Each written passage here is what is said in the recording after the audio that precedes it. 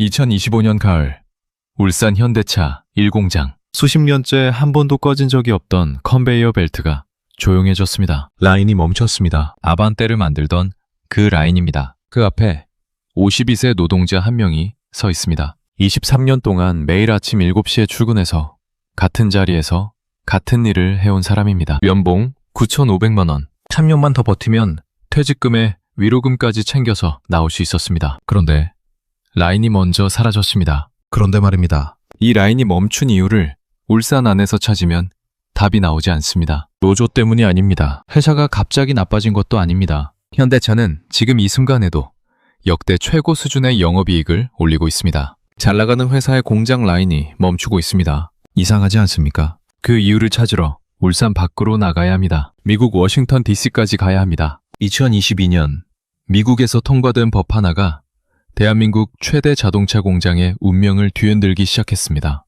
조지아주 한복판에 현대차 전기차 공장이 지금 올라가고 있습니다. 미국 엘라베마 공장은 생산을 늘리고 있습니다. 그 물량이 어디서 옮겨간 것인지 아무도 크게 말하지 않고 있습니다. 연봉 9,500만 원의 그 노동자가 3년 뒤 손에 들게 될 것은 퇴직금일까요?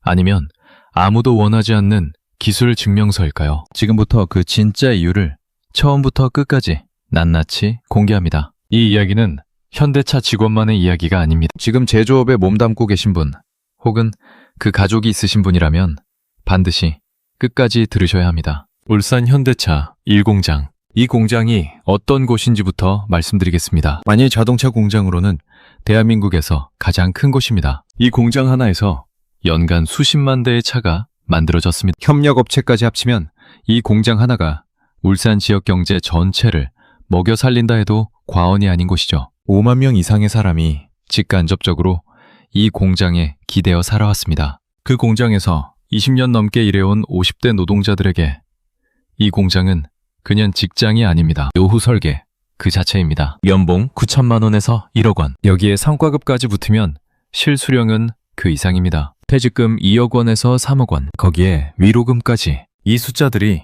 노후 계획의 전부였습니다. 아이들 대학 학비도, 노구모 병원비도, 은퇴 후 조용한 전원 생활도 모두 이 공장이 버텨주는 월급 위에 설계된 것들이었습니다. 그런데 라인이 멈추기 시작했습니다. 처음엔 소문처럼 돌았습니다. 저쪽 라인 잠깐 쉰다더라. 모델 교체 때문에 잠깐 중단된 거겠지. 다들 그렇게 생각했습니다. 늘 있던 일이니까요. 신차 나올 때마다 라인 조정은 있었고 그때마다 잠깐 멈췄다가 다시 돌아가곤 했습니다. 하지만 이번엔 달랐습니다. 아반떼 라인이 멈췄습니다. 엑센트 라인도 조용해졌습니다. 그리고 그 자리에 새 차가 들어오지 않았습니다. 라인이 빈 채로 있었습니다. 일주일이 지나고 한 달이 지나고 계절이 바뀌었습니다. 라인은 돌아오지 않았습니다. 자본은 거짓말을 하지 않습니다. 돈이 어디로 흘러가는지를 보면 미래가 보입니다. 그리고 지금 그 돈이 울산을 떠나고 있습니다. 도대체 어디로 가고 있는 걸까요? 그 답을 찾으러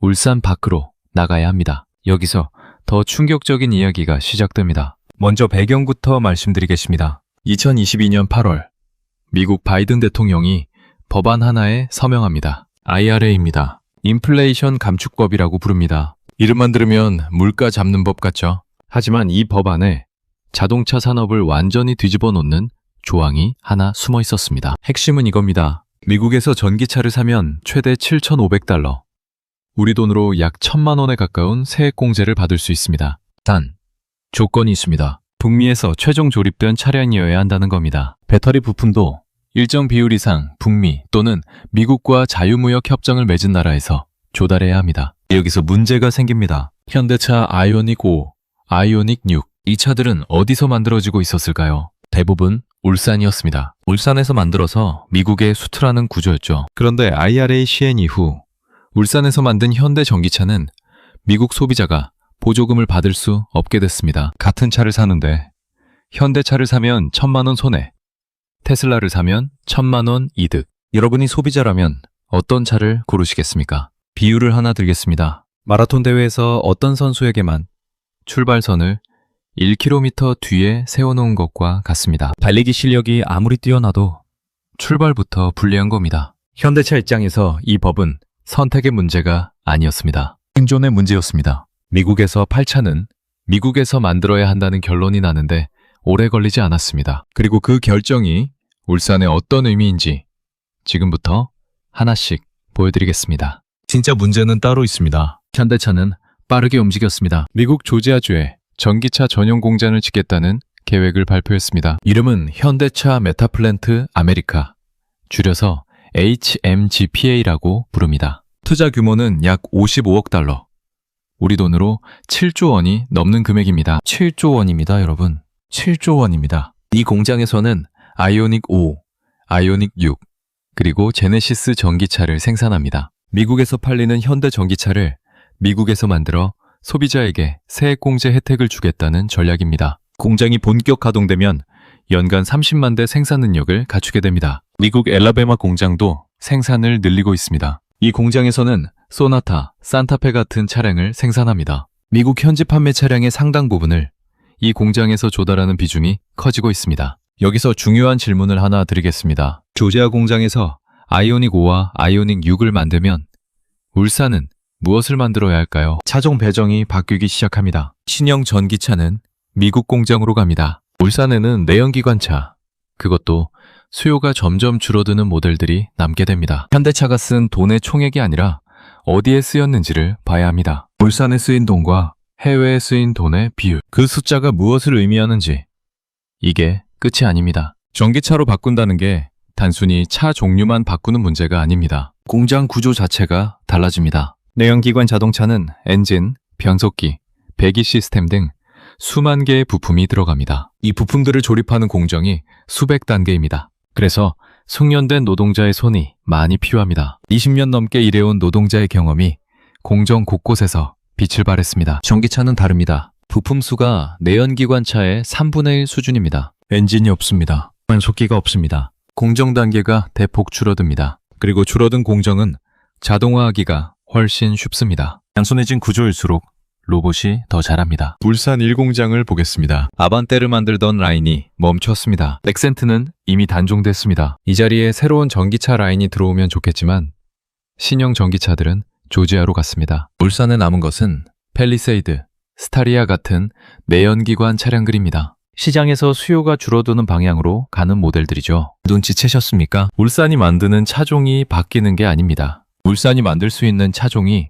점점 줄어들고 있는 겁니다. 신차는 해외 공장으로, 기존 내연기관차는 수요가 줄어드는 방향으로, 이 두 개의 방향이 동시에 진행되고 있습니다. 여기서 더 중요한 게 있습니다. 과거를 잠깐 돌아보겠습니다. 10년 전 현대차 울산 공장이 파업에 들어가면 어떤 일이 벌어졌을까요? 글로벌 공급망이 흔들렸습니다. 현대차 해외 딜러십에는 재고 부족 경고가 뜨고 수출 물량은 줄어들고 회사 전체가 협상 테이블로 나올 수밖에 없었습니다. 왜냐하면 당시 현대차는 대부분의 차를 한국에서 만들어 수출하는 구조였기 때문입니다. 울산이 멈추면 현대차가 멈추는 구조였습니다. 지금은 다릅니다. 미국 엘라베마 공장이 있습니다. 조지아 공장이 올라오고 있습니다. 인도 첸나이 공장이 있습니다. 체코 노쇼비체 공장이 있습니다. 터키 공장이 있습니다. 인도네시아 공장이 있습니다. 전 세계 곳곳에서 현대차가 만들어지고 있습니다. 이 구조가 바뀌는 순간 노조의 협상 카드 하나가 사라집니다. 울산 파업해봐. 그럼 엘라베마로 물량 돌릴게. 이 말이 현실이 된 겁니다. 파업해봤자 다른 공장에서 배은이 가능해졌습니다. 협상에서 가장 강력한 무기는 상배를 곤란하게 만드는 것인데 그 무기가 힘을 잃어가고 있습니다. 여기에 비밀이 있습니다. 현대차가 수십 년간 이어온 국내 중심 생산 구조를 바꾼 이유가 단순히 인건비 절감만이 아니라는 겁니다. 리스크 분산입니다. 그리고 그 리스크 중 하나가 파업이었습니다. 그런데 진짜 문제는 따로 있습니다. 자동화입니다. 자동화 이야기를 해보겠습니다. 울산 공장에서 지금 어떤 일이 벌어지고 있는지 구체적으로 보겠습니다. 용접 공정은 이미 상당 부분 무인화됐습니다. 수백 대의 용접 로봇이 빈틈없이 차체를 연결합니다. 사람이 들어갈 공간이 없을 정도입니다. 도장 공정도 마찬가지입니다. 차체에 색을 입히는 공정은 자동화 비율이 매우 높습니다. 조립 공정에도 자동화 보조 시스템이 빠르게 들어오고 있습니다. 현대차가 버스턴 다이내믹스를 인수한 게 2020년입니다. 인수 금액은 약 1조 원이었습니다. 이 회사는 두 발로 걷는 로봇을 만듭니다. 이 로봇의 핵심은 기존 공장 설비를 바꾸지 않아도 사람 대신 투입할 수 있다는 겁니다. 공장을 뜯어 고칠 필요가 없습니다. 내일 당장 사람 자리에 세울 수 있습니다. 그리고 이제 이 이야기를 하나로 연결해 보겠습니다. 이게 바로 핵심입니다. 울산 공장의 위기는 파업 때문도 노조 때문도 경영진이 나빠서도 아닙니다. 전기차로의 전환, IRA로 촉발된 해외 생산 이동, 그리고 자동화 기술의 발전, 이 세 가지가 동시에 맞물리면서 만들어낸 구조적 변화입니다. 누가 나쁜 것이 아닙니다. 거대한 흐름이 바뀐 것입니다. 더 무서운 건 지금부터입니다. 조지아 공장 이야기를 더 자세히 해보겠습니다. 이 공장은 단순한 생산 공장이 아닙니다. 현대차가 미래를 걸고 있는 전략 거점입니다. 연간 30만 대 생산 능력, 아이오닉 5, 아이오닉 6, 그리고 제네시스 전기차 생산, 완전 자동화 지향, 스마트 팩토리 구조, 그리고 결정적으로 조지아주는 라이트워크 지역입니다. 라이트워크가 무엇이냐 하면 노조 가입을 의무화하지 않는 주를 말합니다. 노동자가 노조에 들어갈 수도 있고 안 들어갈 수도 있습니다. 기업 입장에서는 파업 리스크가 구조적으로 낮은 환경입니다. 현대차 경영진 입장에서 이 공장은 이상적인 조건을 갖추고 있습니다. 파업 리스크 최소화, 완전 자동화 구조, 보조금 혜택까지. 이 공장이 본격 가동에 들어가면 어떤 일이 벌어질까요? 미국 시장에서 팔리는 현대 전기차의 대부분이 이 공장에서 나오게 됩니다. 울산이 만들어서 수출하던 전기차 물량이 사라집니다. 울산에 남는 것은 내연기관 차량들 뿐입니다. 더 무서운 건 이겁니다. 내연기관 차량의 수요는 전 세계적으로 줄어들고 있습니다. 유럽은 2035년부터 내연기관 신차 판매를 금지합니다. 미국도 전기차 전환 속도를 높이고 있습니다. 한국 내수 시장도 전기차 비중이 높아지고 있습니다. 울산이 만드는 차의 시장 자체가 수축하고 있습니다. 이제 가장 중요한 이야기입니다. 경영 전략에서 캐시카우라는 표현이 있습니다. 지금 방조한 돈을 벌어다 주지만 미래 성장은 기대하기 어려운 사업을 말합니다. 쥐어짜면서 남은 수익을 뽑아내고 서서히 규모를 줄여나가는 방식으로 관리합니다. 울산 공장이 바로 이 포지션으로 가고 있습니다. 현대차 관점에서 보겠습니다. 신성장 거점은 조지아, 엘라베마, 인도입니다. 여기에 미래 투자가 집중됩니다. 울산은 팰리세이드, 스타리아, 포터 같은 내연기관 차를 만들어 수익을 내는 곳으로 남게 됩니다. 이 차들의 수요가 유지되는 동안은 돌아갑니다. 하지만 그 수요가 줄어드는 속도에 맞춰 울산의 생산 규모도 함께 줄어들 것입니다. 이게 말이 됩니까? 됩니다. 자본주의에서 기업은 미래 성장이 있는 곳에 투자하고 미래가 없는 곳은 서서히 정리합니다. 갑자기 닫는 게 아닙니다. 조용히 줄여나갑니다. 라인 하나 멈추고 차종 하나 없애고 인원 모집 안 하고 희망퇴직 받고, 이 과정이 길게는 10년에 걸쳐 천천히 진행됩니다. 그래서 더 무섭습니다. 갑자기 망하면 차라리 대응이라도 할 수 있습니다. 하지만 이렇게 천천히 조용히 줄어드는 구조는 안에 있는 사람이 끝까지 현실을 직시하지 못하게 만듭니다. 아직은 괜찮아. 조금만 더 버티면 되겠지. 그러다 어느 날 내 라인이 멈춥니다. 울산 공장의 위기는 끝이 아니라 시작입니다. 그리고 이 구조 변화는 이미 돌이킬 수 없는 시점을 지났습니다. 그렇다면 이 파도는 어디까지 번질까요? 울산 공장의 생산이 줄어드는 것. 이게 단순히 현대차 직원들만의 이야기가 아닙니다. 현대차 울산 공장 주변에는 수백 개의 협력업체가 있습니다. 현대차가 차 한 대를 만들면 그 부품의 상당 부분이 이 협력업체들에서 납품됩니다. 울산 공장 생산량이 줄어들면 협력업체 주문도 줄어듭니다. 협력업체 이야기를 해보겠습니다. 현대차에 납품하는 일이 매출의 7-80%를 차지하는 중소협력업체가 많습니다. 납품 물량이 20% 줄면 이 업체들은 적자로 돌아섭니다. 적자가 나면 직원을 줄입니다. 직원이 줄면 그 가족들의 소비가 줄어듭니다. 울산 시내 상권이 조용해집니다. 식당 손님이 줄어들고 학원 학생이 줄어들고 부동산 거래가 줄어듭니다. 숫자로 보겠습니다. 현대차 울산 공장에 직접 고용된 인원은 수만 명입니다. 하지만 이 공장에 연결된 협력업체와 지역 상권까지 합치면 울산 지역 전체 고용의 상당 부분이 이 공장과 연결되어 있습니다. 공장이 천천히 줄어드는 것은 울산 지역 경제 전체가 천천히 수축하는 것과 같습니다. 이미 그 조짐이 보이기 시작했습니다. 울산 일부 지역 상권은 조용해지기 시작했습니다. 공장 앞 밥집들의 점심 손님이 줄었습니다. 부동산 거래도 다른 지역에 비해 활기가 없습니다. 이게 끝이 아닙니다. 53세 김 씨의 이야기를 해보겠습니다. 이분은 25년 동안 현대차 울산 공장에서 일했습니다. 조립 라인에서 도어 패널 조립을 담당했습니다. 이 일 하나만 25년을 했습니다. 손끝이 기억하는 공정이고 눈 감고도 할 수 있습니다. 연봉은 성과급 포함 약 9,700만 원이었습니다. 퇴직금은 2억 3천만 원 정도 쌓여 있습니다. 자녀 둘을 키웠습니다. 큰애는 이번에 취업했습니다. 작은애는 아직 대학 다닙니다. 집은 울산에 아파트 한 채, 대출이 2억 원 남아 있습니다. 은퇴 후 계획은 단순했습니다. 퇴직금으로 대출 갚고 자영업 조금 하면서 조용히 살자는 것이었습니다. 그런데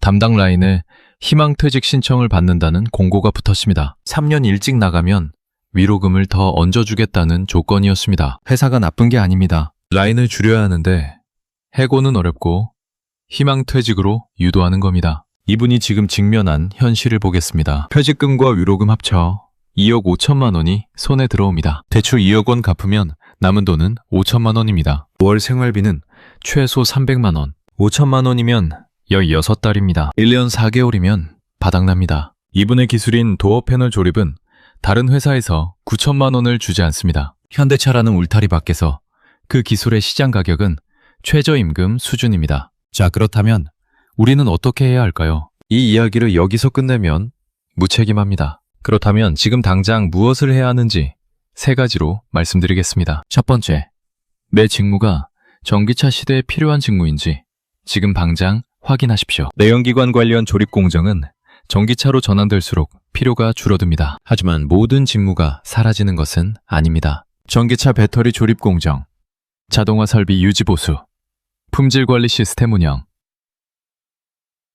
이런 직무는 오히려 수요가 늘어납니다. 지금 내가 하는 일이 줄어드는 방향인지 늘어나는 방향인지를 먼저 파악하십시오. 회사가 내부적으로 운영하는 직무전환 교육 프로그램이 있다면 그것이 팜플렛이라도 꺼내보십시오. 남들이 콧방귀 낄 때 그 종이 한 장이 5년 뒤 연봉 차이를 만듭니다. 두 번째, 퇴직금을 창업 미천으로 쓰는 계획을 지금 당장 다시 검토하십시오. 자영업 창업 후 3년 내 폐업률은 70%입니다. 10명 중 7명은 실패합니다. 그런데 은퇴자들이 가장 많이 뛰어드는 곳이 자영업입니다. 다른 대안이 없기 때문입니다. 퇴직금은 창업자금이 아니라 생활 방어자금으로 설계하십시오. 최소 2년치 생활비를 안전자산으로 분리해두고 나머지로 수익을 낼 방법을 천천히 찾으십시오. 섣불리 큰 돈을 한 번에 투입하는 결정은 6개월에서 1년의 시간을 두고 시뮬레이션 하십시오. 50세가 넘어서 한 번의 실패는 회복이 매우 어렵습니다. 세 번째, 노조가 지켜줄 것이라는 기대와 회사가 끝까지 책임질 것이라는 기대를 지금 당장 내려놓으십시오. 노조는 집단의 권익을 지키는 조직입니다. 개인의 노후를 책임져 주는 곳이 아닙니다. 회사는 이익을 내는 조직입니다. 한 개인의 안정적인 노후를 보장해 주는 곳이 아닙니다. 이 두 가지가 충돌할 때 결국 개인이 스스로를 지켜야 합니다. 지금 당장 나의 기술이 공장 밖에서 어떤 가격에 팔리는지를 냉정하게 평가해 보십시오. 그 가격이 낮다면 지금부터 바꿔나가야 합니다. 아직 공장 안에 있는 지금이 바꿀 수 있는 마지막 시간일 수 있습니다. 선택은 지금입니다. 마지막으로 정리하겠습니다. 오늘 이야기를 3줄로 정리하겠습니다. 첫째, 울산 공장의 변화는 현대차가 나빠서가 아니라 전기차 전환과 IRA로 촉발된 글로벌 생산 이동이라는 거스를 수 없는 구조 변화의 결과입니다. 둘째, 이 변화는 갑자기 오지 않습니다. 라인 하나씩, 차종 하나씩, 조용히 천천히 줄어드는 방식으로 옵니다. 그래서 안에 있는 사람이 끝까지 현실을 직시하지 못하게 만드는 것이 가장 위험합니다. 셋째, 이 파도에 올라탄 사람과 올라타지 못한 사람의 결말은 완전히 다릅니다. 올라타는 사람은 파도에 실려 앞으로 나아가고 올라타지 못한 사람은 파도에 휩쓸립니다. 지금 이 순간에도 조지아 공장은 올라가고 있습니다. 엘라베마 공장은 생산을 늘리고 있습니다. 울산의 내연기관 라인은 조용히 숫자가 줄어들고 있습니다. 이 흐름은 멈추지 않습니다. 누가 나쁜 것도 아니고 막을 수 있는 것도 아닙니다. 시대가 바뀌고 있는 것입니다. 여러분께 드리고 싶은 말씀은 하나입니다. 지금 이 이야기를 들은 것과 듣지 못한 것의 차이가 5년 뒤에 나타납니다. 공장 라인 앞에서 멍하니 서 있는 사람이 될 것인지 아니면 그 변화의 흐름 위에서 다음을 준비하는 사람이 될 것인지 그 갈림길이 지금입니다. 당신은 어떤 선택을 하시겠습니까? 선택은 지금입니다. 여러분은 어떻게 생각하시나요? 댓글로 여러분의 의견을 자유롭게 남겨주세요. 구독과 좋아요는 더 나은 콘텐츠를 만드는데 큰 도움이 됩니다. 알림 설정까지 해두시면 새로운 영상을 가장 먼저 만나보실 수 있습니다. 다음 영상에서 또 만나겠습니다.